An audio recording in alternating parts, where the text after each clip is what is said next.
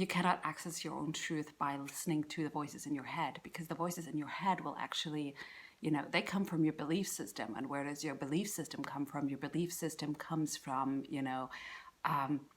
your parents, society, the way you grew up.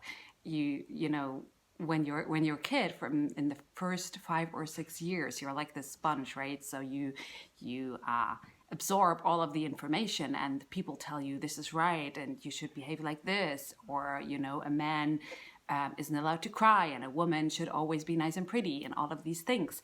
So you grow up and you get basically influence. You create your beliefs. I call it brainwashed, because that's what it is.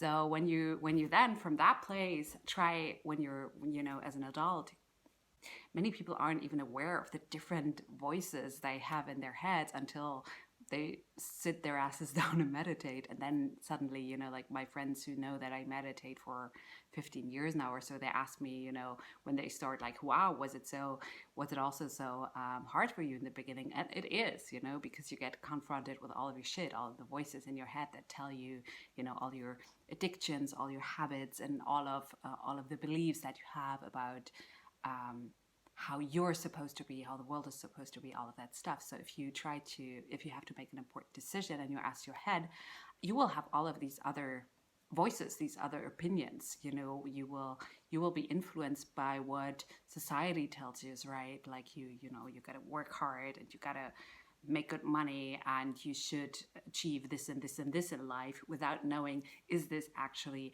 what you want, what your heart wants, what, if it is, amazing. If this is what truly makes you happy, great.